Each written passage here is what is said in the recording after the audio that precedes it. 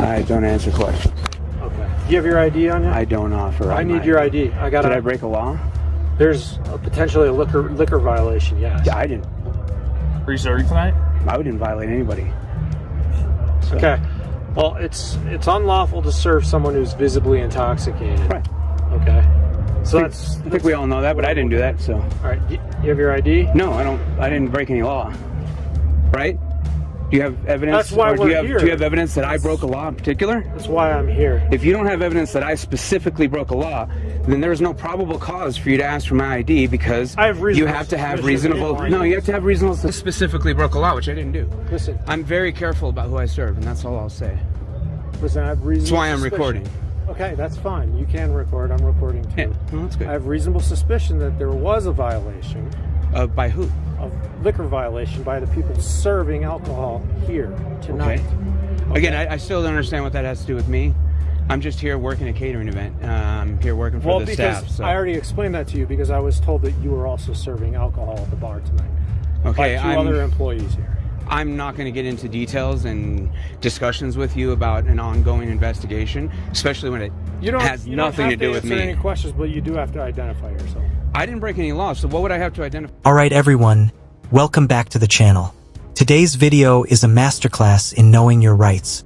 Police illegally detain a man while he's working a catering event, not realizing he's a paralegal. Calm, confident, and educated, he immediately flips the script and exposes bad policing. Myself for you. In Colorado, in order to ID somebody, you have to have proof that they've either broken the law or that you have to have reasonable suspicion or articulable suspicion that they have broken the law. No, you didn't witness me doing anything, and you don't have any witnesses saying that I overserved anybody. So I don't I need to detain you and... What would you detain me for? To identify you. For what crime, though? You have to have a crime to detain me. Reasonable suspicion is not a crime. It's a liquor. Yeah, go ahead. Were you serving alcohol tonight at this event? I'm not answering any questions for you guys. Who's your supervisor? We were told that you were. That's, I don't know. Marissa? I don't know. I just worked the venue. I don't know who my supervisor is. Yeah, we'll hang tight here. Yeah. I don't hang tight. I'm not in the military. So that's a military term. How do you stand here? I'm not in the military, so I don't follow military orders like hang tight. It's a military order. So I was in the military. I don't. Were you? Yeah. That's probably why you say it. Hang tight's a military term. I'm not a military person. I'm a civilian.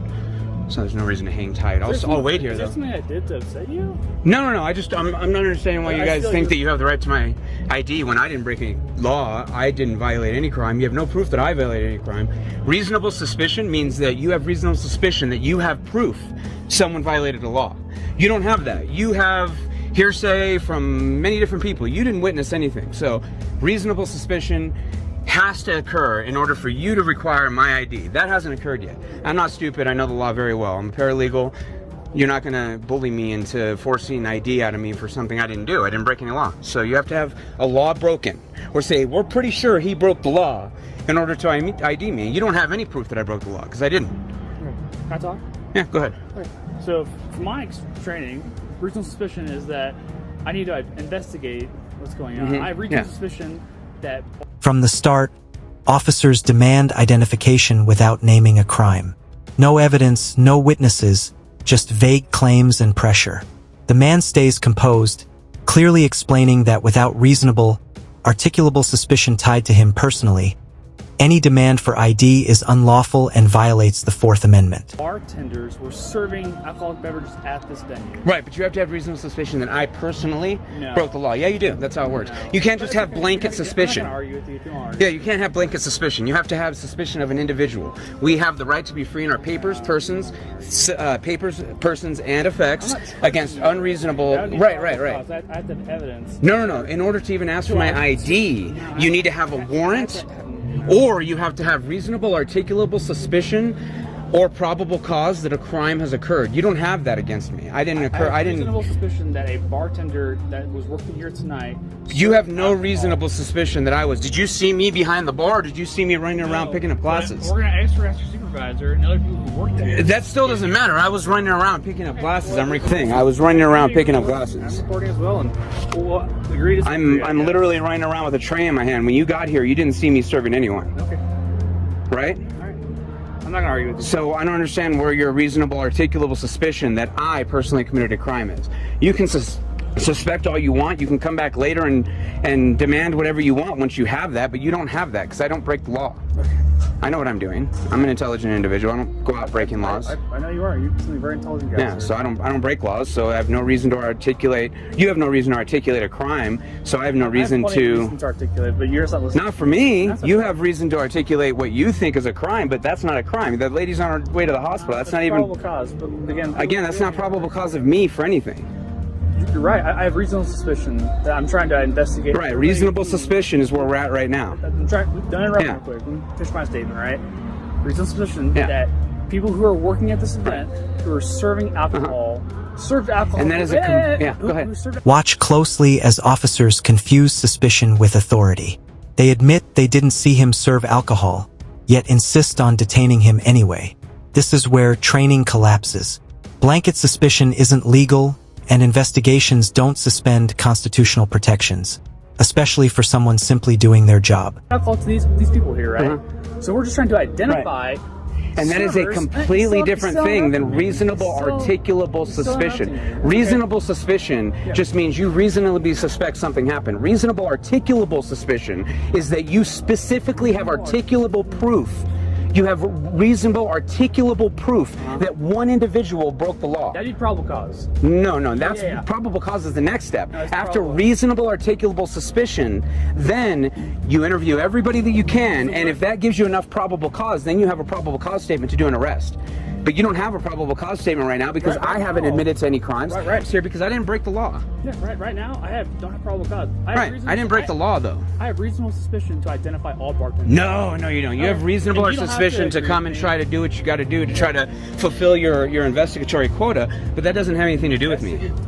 Quota. Yeah, your boss requires that you investigate a crime. You don't get to just come, look around and say everything looks fine here and leave. Your boss requires that you spend a certain amount of time investigating the crime, that you attempt to find out who was at fault for whatever crime. You don't get to just see that a crime happened and walk away and ignore it. You're claiming my chief tells me I have a quota to me? I don't know who tells you. Probably your captain. Usually it's a street sergeant or a road captain. I have a commander.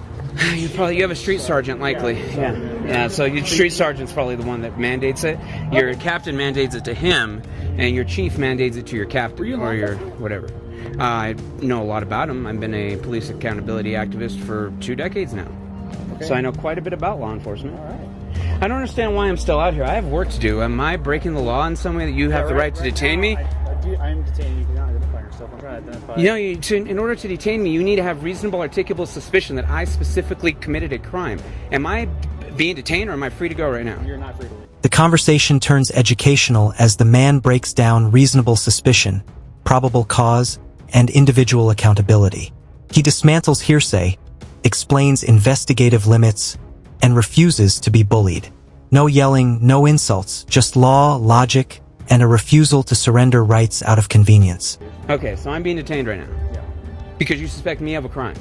I have reasonable suspicion to identify all bartenders here. You're not giving me your ID. All I want is to identify. Oh, I know. That's all cops want. You want to be able to violate our rights willy-nilly without any regard for the Fourth Amendment. We don't need to argue. I know. You guys don't like the Fourth Amendment. The Fourth Amendment stops you from finding out who everyone is. I love the Fourth Amendment. Well, if you did, then you would understand right now that you don't have reasonable articulable suspicion, definitely don't have probable cause, so you have no reason to be talking to me right now. I have no reason to be detained. This is an unlawful detainment. I have work to do. I have to get back to work. Can I go ahead and get back to work now? Sergeant Murdoch said he's talking to your supervisor, trying to figure out who you are. I'm sure you're not willing to give me your name. You have no right to that information. Okay. You need to go do your job. Me being, obedient has nothing to do with your job. You need to go do your job.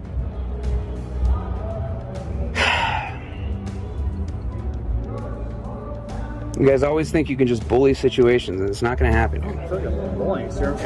No, it's bullying. When you decided that you were going to detain me without a really strong, reasonable, articulable suspicion, by detaining me without that, you are clearly violating my Fourth Amendment right now. You're violating my Fifth Amendment right.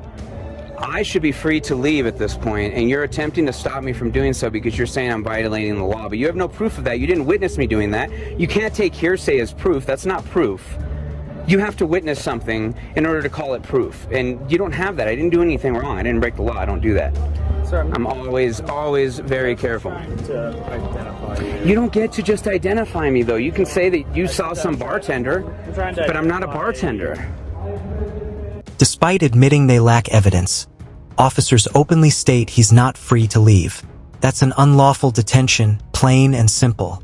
This moment exposes the real issue, control over compliance. When citizens know the law, intimidation fails, and authority without legality quickly falls apart. I'm a server. You literally watched me walking around picking up glasses of water off of tables. Were you serving alcohol tonight? I'm not answering any questions. You literally saw me picking up glasses of water. That's what you saw me doing. I just met you right here, right now, sir. And I watched you walk in as I was walking around picking up glasses. I don't know what you were looking for. I'm just letting you know that I saw you as I walked in when I was picking up glasses. I'm just trying to get my job done. I got work to do. I want to be able to go home. It's already what? I'm not being detained any longer? No. So what was I being detained? What reasonable articulation did you have that you could detain me? I've already explained this. No, you didn't. You just told me I'm being detained. So you can explain it to me. I'll- What reason? Let me finish real quick. What reasonable articulable suspicion did you have that I committed a crime that gave you the right to detain me? Okay. We get called here because there's an unconscious female that was reported that she had been served 7 or 8 alcoholic beverages. None of that's my problem. No. Don't interrupt. Don't interrupt. Yeah, I get it, but that's All not right, my problem. Done. We're out of Yeah. here. See you later. Y'all have a great day. That's just not my problem. You know what I I'm mean? not going to argue with you. Yeah, I'm not going to argue with you either. Have a good night. Thank you. In the end, police disengage, proving he was right all along. This is how rights are protected. Staying calm, asking the right questions, and refusing unlawful orders. Learn from this encounter. Like, subscribe, comment, and share, because awareness is the strongest defense. Always record the police.